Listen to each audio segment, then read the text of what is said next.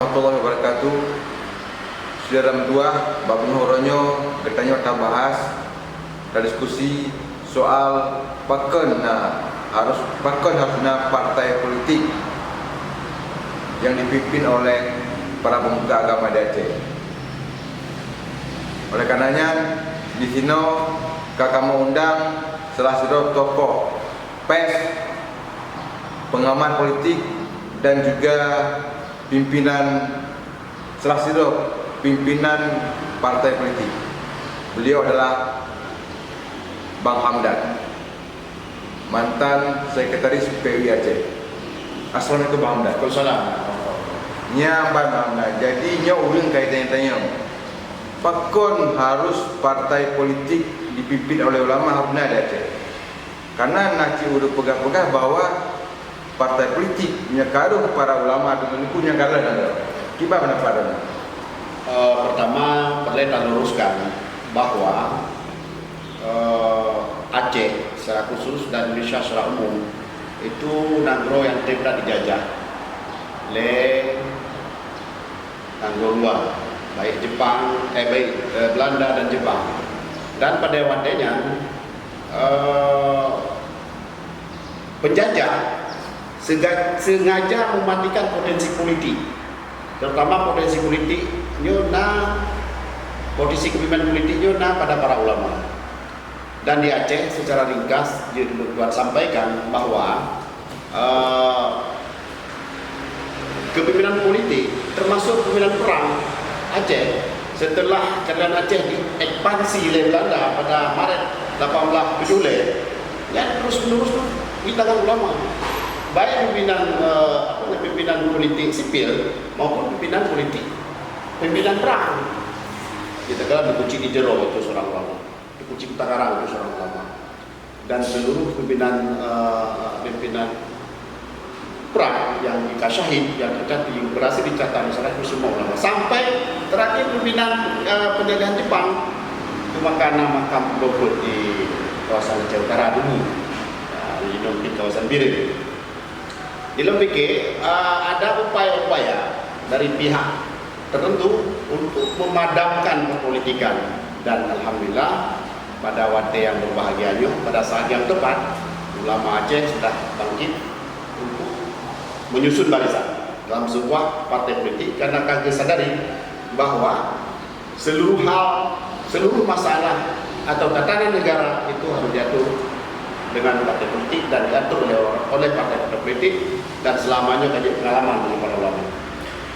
Jadi Bang Hamdan menyatakan dari historis masa lalu, sejarah awal masa Soekarno, kon naci partai politik yang dipimpin oleh ulama.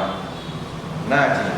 Tapi pada akhirnya Bang Hamdan, partai politik yang dipimpin oleh tengku-tengku atau ulama-ulama masa lalunya, udah padamci entah bagaimana dalam situasi seperti apa, pokoknya partai-partai yang dipimpin oleh para ulama dan tentunya kemudian bangkit partai-partai yang dipimpin oleh orang-orang mungkin birokrat, para pengusaha dan lain sebagainya. Maksudnya itu pekenyontek akan terjadi Aceh. Itu ada peralihan pemahaman, pertama dengan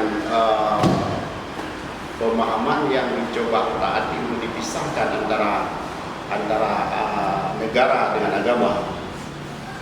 Jadi itu memang ada upaya-upaya dari korporasi atau katakanlah dalam halnya politisi yang punya kepentingan atau kapitalisme, atau tren bahasa di trendy adalah oligarki, politik oligarki. Jadi dicap seolah-olah medan politik itu adalah medan yang jelek, medan yang harus diduduki oleh orang-orang yang mungkin tidak perlu punya ilmu agama yang tinggi, tidak perlu punya pendidikan yang tinggi. Padahal politik itu tempat pengambilan seluruh keputusan yang menyangkut hajat hidup orang banyak, yang menyangkut hajat hidup rakyat. Jadi pemadaman terjadi ini karena ada pergeseran nilai dan upaya-upaya pihak tertentu untuk memisahkan ulama, untuk memisahkan rakyat dari ulama juga dalam hal berpolitik.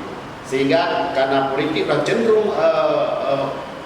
sudah cenderung oligarkis, sehingga politik ini menjadi transaksi bisnis, menjadi transaksional, dan para ulama dengan sendirinya tergeser karena rakyat, masyarakat direcoki bahwa politik itu harus pakai uang, memilih itu harus ada money politik, harus ada sogokan. Partai politik harus punya anggaran yang besar, dan partai politik itu dikuasai oleh seseorang atau sebuah korporasi untuk mereka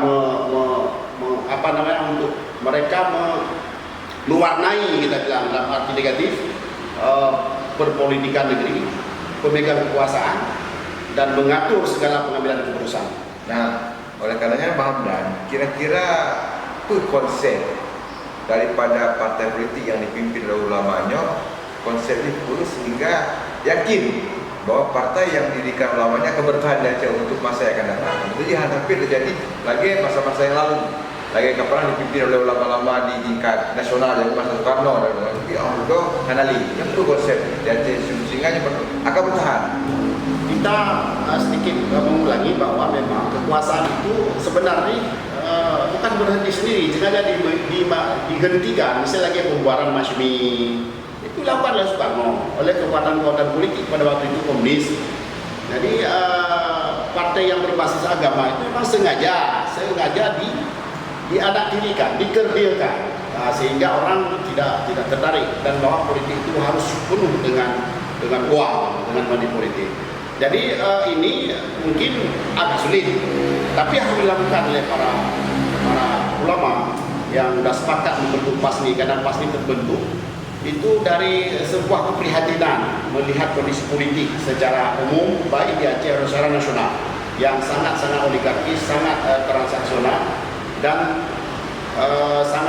sangat merugikan masyarakat pada gilirannya, karena untuk bertahan ini konsep yang ditawarkan oleh PAS juga kita lihat itu sangat menarik. Misalnya dalam pola pengambilan keputusan itu diambil oleh ulama-ulama sukuh dan masyaikh sampai pada tingkat mengangkat ketua tanfiziyah, itu juga ada keputusan daripada ulama di Aceh. Jadi dengan artian ini akan kita lihat ke depan ada suasana yang berbeda dalam partai PAS sendiri, dan juga suasana yang berbeda di tengah masyarakat. Misalnya dengan mengharamkan money politik, mengharamkan politik. Karena memang partai politik itu harus mendapat partisipasi di masyarakat. Cuma yang aneh kan sekarang kalau kita tawarkan konsep masyarakat, mereka nggak terima konsep, mereka terima uang. Kenapa? Tengok jis lagi yang biar ketua dipilih lagi. Padahal mungkin tidak semua seperti itu.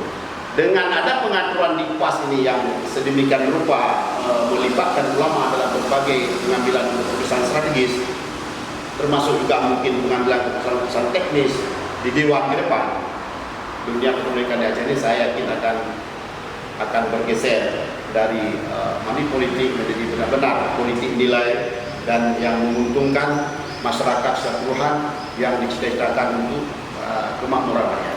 Baik, terima kasih Bang Hamdan yang telah hadir ke studio. Mudah-mudahan konsep daripada Partai PAS Aceh Ukenyo yang dipimpin oleh para ulama benar-benar menjadi partai alternatif yang menjadi harapan masyarakat Aceh pada umumnya.